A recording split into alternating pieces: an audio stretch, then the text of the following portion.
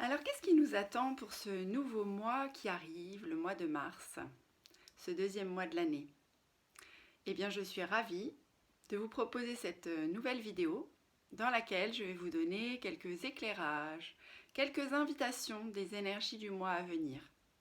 Mais avant, je vais vous proposer de liker cette vidéo pour la booster et qu'elle circule le plus possible et de vous abonner à ma chaîne si ce n'est pas encore fait.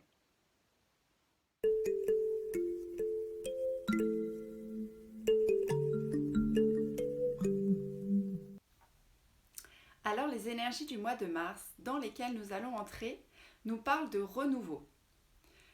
Comme c'est dans la nature en ce moment, avec l'arrivée du printemps, les nouvelles floraisons, le réveil de certains animaux qui avaient fait une longue hibernation et qui pointent leur nez à nouveau à l'extérieur. Si nous abordons ce mois avec la numérologie, comme je l'avais fait pour le mois de février, mars cette année, c'est un mois 1. Effectivement, c'est le mois 3 ajouté à l'année 10, ça donne 10, et 1 et 0 font 1. Donc on est bien sur un mois 1. Après un temps de pause, de ralentissement, d'intériorisation que nous avait proposé février, nous sommes invités à nous élancer à nouveau, à prendre des initiatives. Ça va être un mois qui va être favorable aux relations, qui contribuera à notre évolution personnelle. Vous pouvez profiter de cette vibration forte à laquelle nous invite Mars pour impulser l'élan de prendre un nouveau départ, par exemple. L'énergie monte comme la sève qui monte dans les arbres et on se sentira de plus en plus en forme, dynamique et positif. Des opportunités peuvent alors s'offrir à nous. Il n'est plus temps de réfléchir, mais plutôt il est temps de passer à l'action. Le moment est propice à l'audace et à se réinventer. Vous pouvez par exemple tester de nouveaux modes de vie, des choses qui vous apporteront un mieux-être. C'est un mois pour renaître et entamer un nouveau chemin qui va être propice à notre évolution.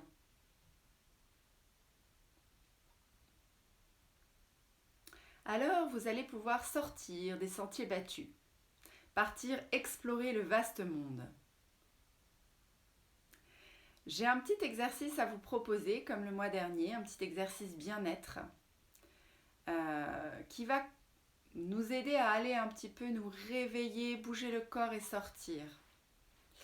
Ce serait intéressant de prendre un temps pour aller marcher en pleine conscience, dans un endroit naturel autour de chez vous, et de prendre le temps de vous émerveiller, comme le ferait un enfant qui arrive sur Terre, de tous les petits clins d'œil printaniers de Mère Nature que vous allez croiser sur votre chemin. Ces petits primes verts qu'on voit sortir de la terre, les petites violettes, des oiseaux qu'on voit faire des allers-retours pour fabriquer leur nid en coopération. Vous pouvez récolter quelques trésors que vous aurez trouvés ça et là, les rapporter dans votre maison afin d'accueillir symboliquement le printemps, donc le renouveau, dans votre intériorité. Mars, c'est aussi le mois de la fête celtique d'Ostara. C'est une fête qui célèbre l'équinoxe de printemps. On y célébrait la déesse Éostre, qui est la déesse du printemps, dont le nom d'ailleurs est à l'origine du mot œuf, ces fameux œufs de Pâques. Ces œufs qu'on va ramasser dans le jardin, on court avec nos petits paniers à Pâques. Et bien c'est à l'origine cette déesse Éostre.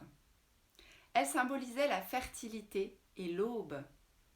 Il est donc à nouveau question ici de renouveau, comme le soleil qui se lève sur une nouvelle journée. On arrive à une période de l'année où on va être à l'équilibre parfait entre l'ombre et la lumière. et où on a la promesse de triomphe de la lumière, les jours qui approchent. Il s'agit donc d'une fête joyeuse, colorée, comme les œufs qu'on teintait avec des teintures végétales à l'époque.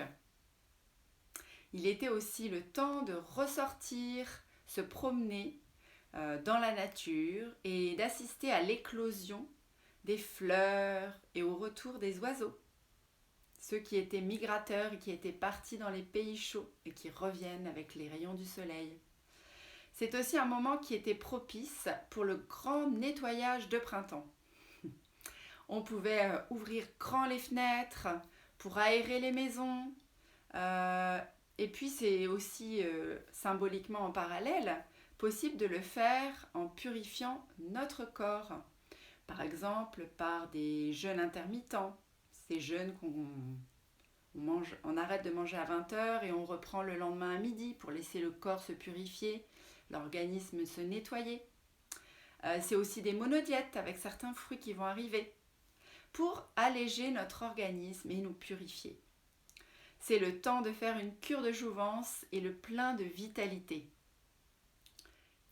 Pour finir, mars est aussi le mois de la 3e mère de clan dans la tradition amérindienne.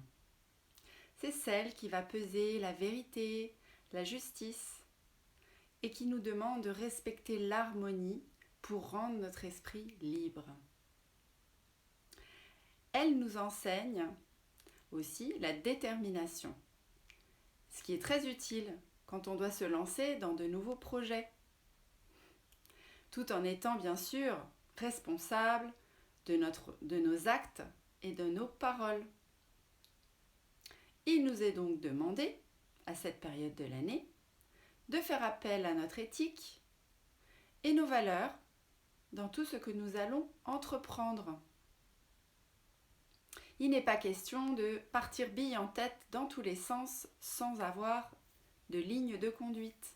Cette gardienne de sagesse nous précise donc que notre élan vers la nouveauté doit être aligné sur les aspirations de notre âme, afin que nos projets qui vont se réaliser soient faits dans la justesse et pour le plus grand bien de tous. Je vous souhaite donc à toutes un beau mois de mars, que fleurissent de beaux projets reflétant les couleurs de votre âme. Et que cette lumière qui est en train d'émerger dans la nature et qui grandit de jour en jour, réchauffe vos cœurs. Voilà, je vous dis à tout bientôt et surtout au mois prochain pour la prochaine guidance.